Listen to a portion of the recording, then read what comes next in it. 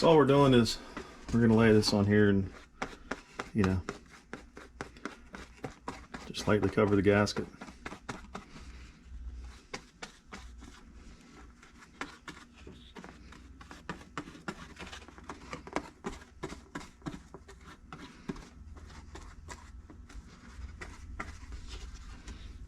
Okay, I'll get the other one on here.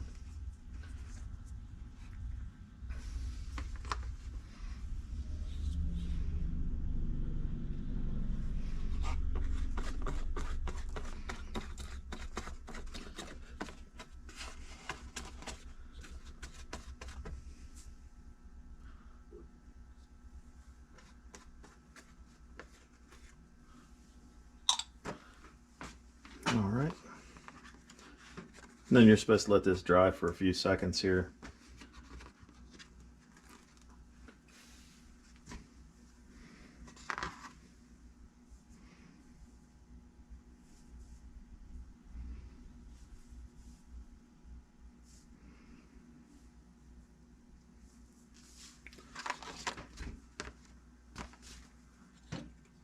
And coat the other side.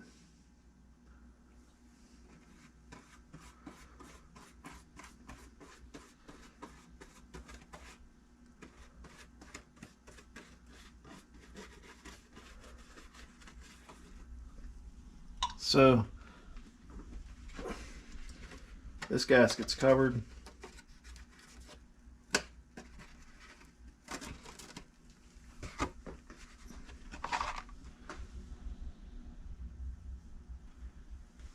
We can get it installed.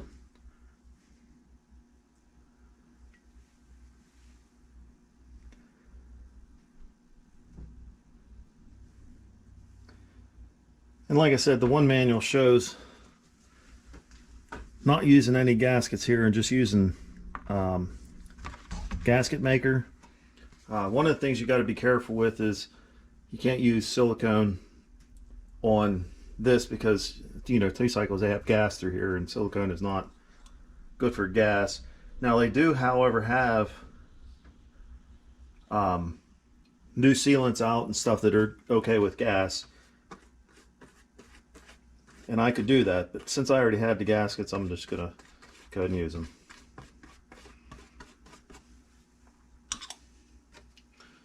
All right, let that set up just a second here. Close this can.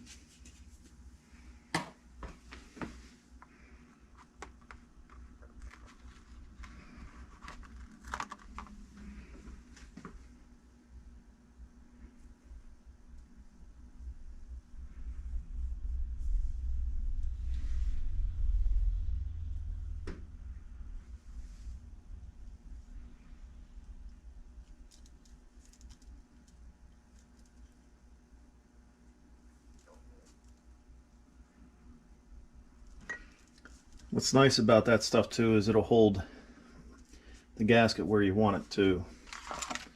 This we can get rid of now. Let me get an Allen wrench here.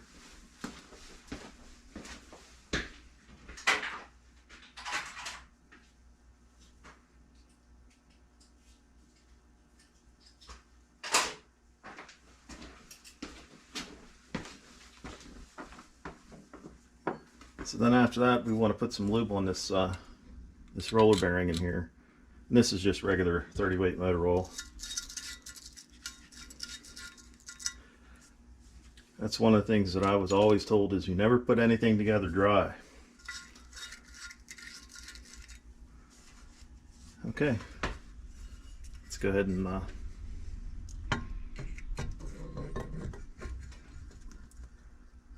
slide him down on. Line him up. All right.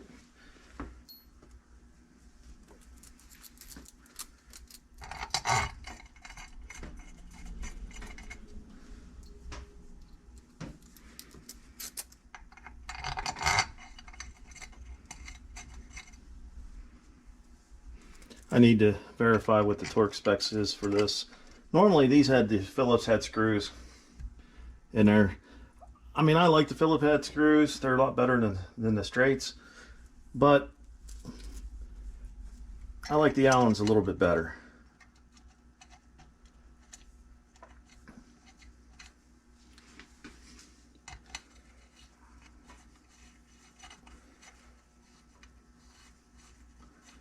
We'll go ahead and run these down.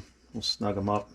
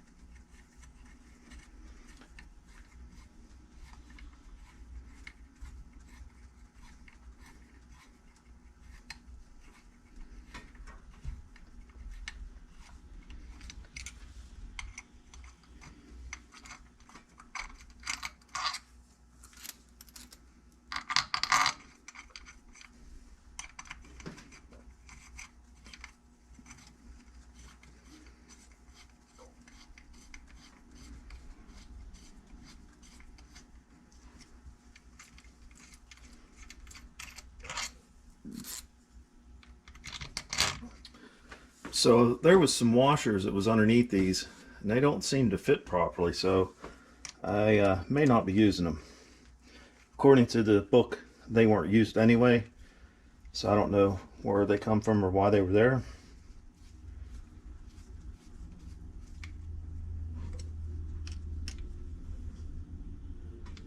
Like that one seems to fit in fine. Now this bolt here was broke off. I went ahead and drilled and tapped it and got it cleaned out, and the threads were fine. But I have to make this because this bolt here also holds the starter slash generator.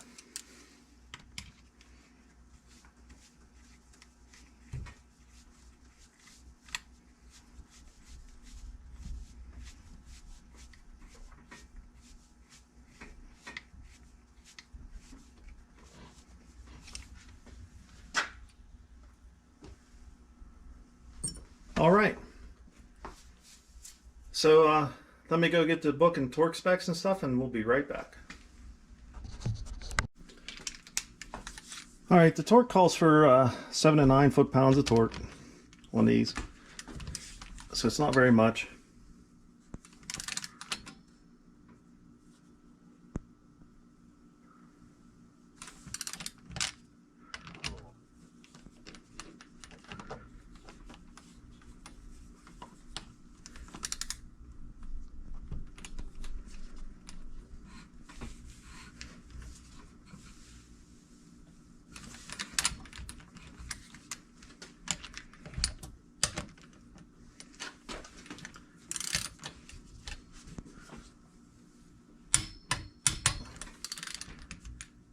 There is no torque sequence on this too, from what I saw.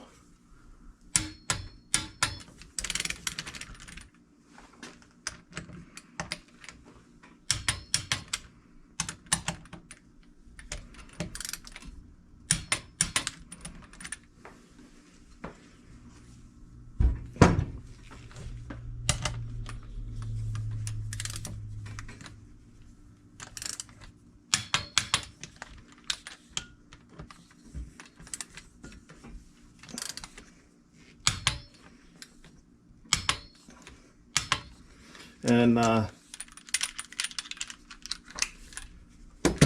this bolt here was broke off, the one that went down through here. But from what I'm seeing in the book, it's saying that this is a stud. And then it looks like there's a nut that goes over top of it. I'm not sure. I'm going to go look a little bit better and see what I can find. But other than that, we're about ready to go ahead and put the cylinder head on and go from there. All right, I'm going to go ahead and get things cleaned up here a little bit, and then I'll bring you right back.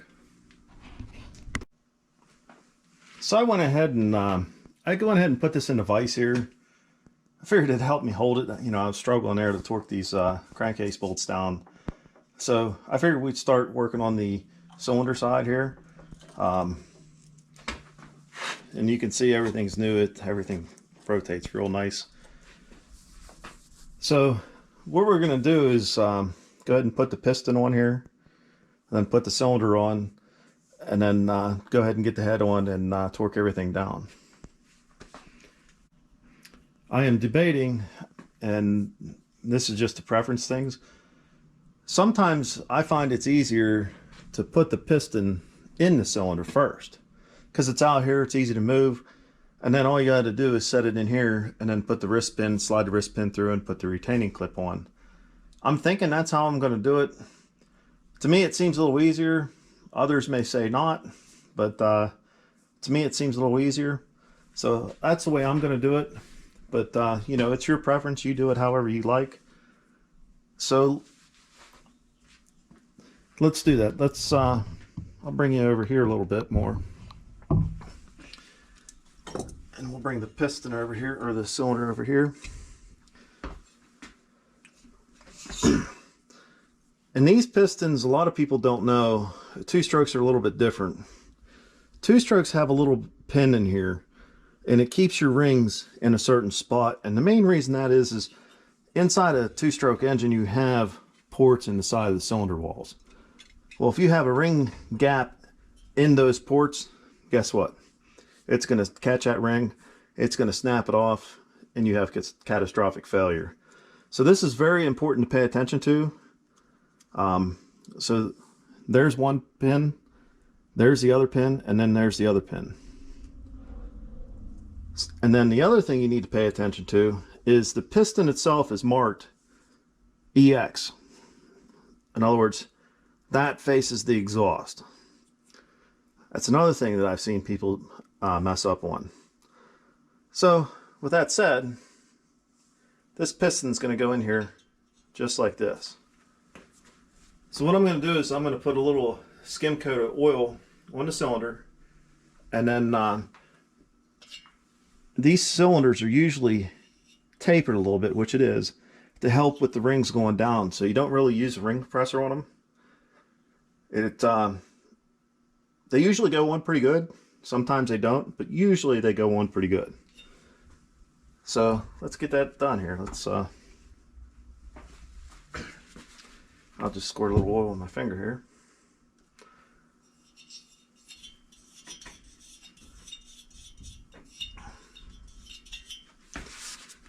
All right. I'm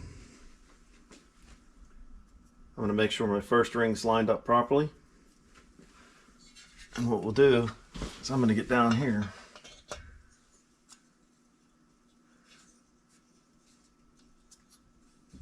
and work his ring in.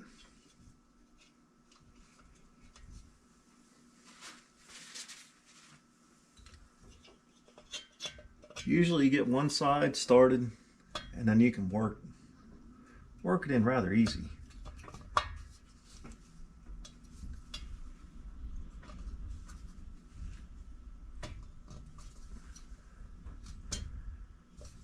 And there it is. That's one ring. And I can tell that the gap is in the right spot.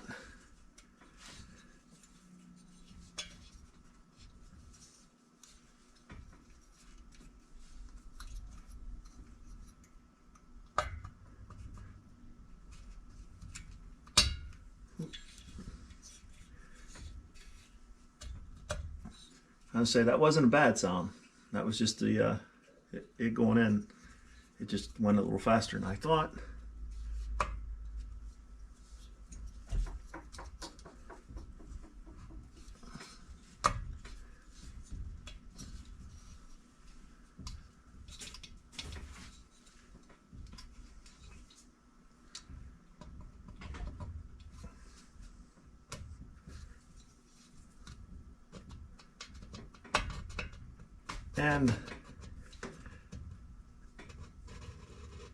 And there it is. Perfect. So the ring and the piston's in the cylinder. So now we can push the wrist pin out. I already pulled the clip out earlier. So the next thing we're going to do, and I just brought up a key point in my head myself, is one of the things you don't do with two-stroke either is you don't take the piston and you rotate it.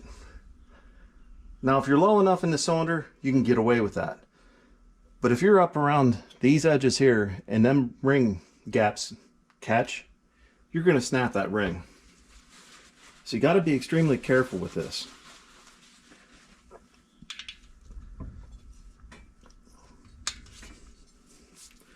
So what I think I'm going to do is I'm going to get the gasket here, and we're going to coat the gasket with a high tack again.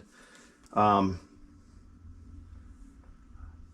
probably going to put it onto the cylinder and do it that way. I think it'll be a little bit easier.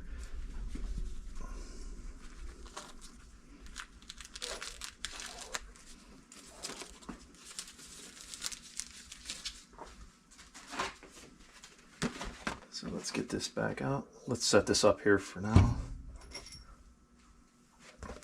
And don't forget to lubricate your wrist pin.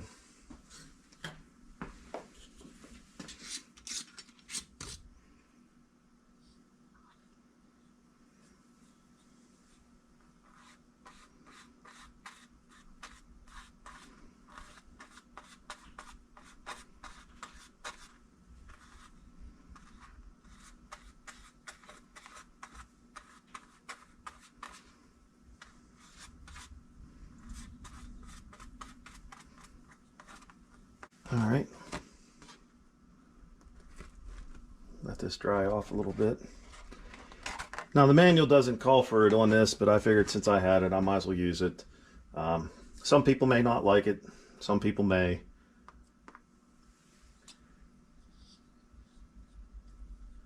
And I'm referring to this high tack.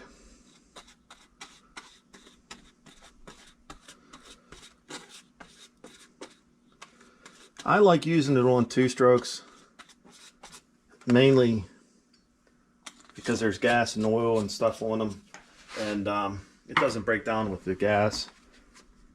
And then once you put it together, I mean, it's together. All right, so let's pull this wrist pin back out. Make sure we got our gasket on the right orientation. Slip it down on here.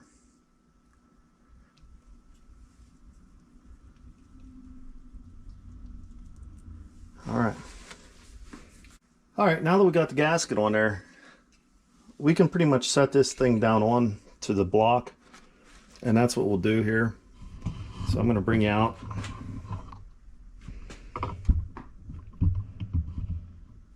And so now what we're going to do is we're going to lubricate the wrist pin here.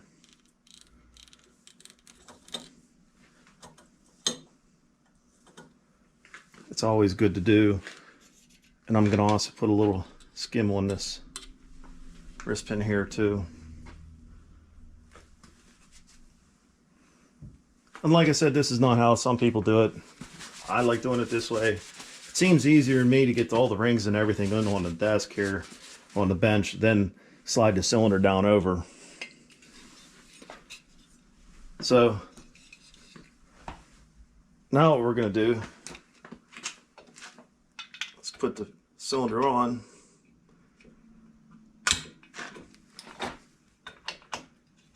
Line up the wrist pin. And we're going to let that hang there for a second. And we're going to put the wrist pin clip back in.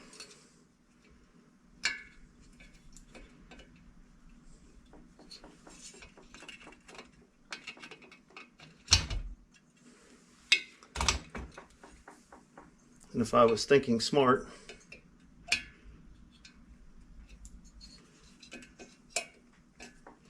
I would have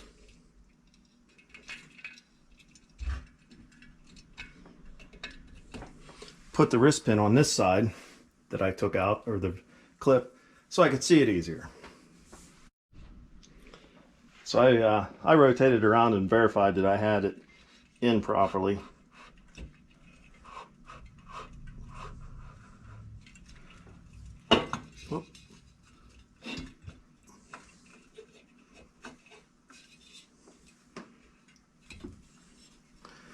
I'll use one of these bolts here to make sure it's so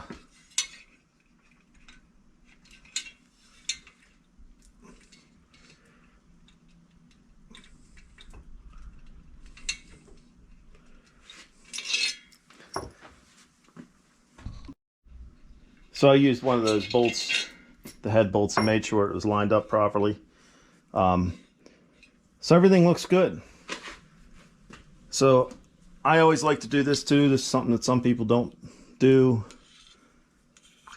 Also, one of the things I wanted to mention before I forgot is this was a cylinder, piston, ring, wrist pin, you know, all the clips, and head gasket and base gasket kit. Like I said, it was for an 82. So all the rings were already filed. The piston clearance was already done. I did verify all the dimensions just in case, but everything was fine. So I didn't need to do anything to it other than bring it home and kind of bolt it together. So that's a great plus. So I just wanted to point that out because that's something you always check. Always check your ring gap. Always check your piston side clearance. Even if it's a used engine, you should check it. Yeah, sometimes you can get away with a little bit higher, a little bit less on that. Not recommended, but you can do it. So anyway, I didn't spray the head down yet. I forgot all about it until just now. So that's kind of my stupid fault. So here's the cylinder head. I'm going to take it outside and I'm going to hose down with some brake clean and wash it off good. And then we'll go ahead and get the head put on, and that'll be pretty much it for the engine in a way, but we're getting close.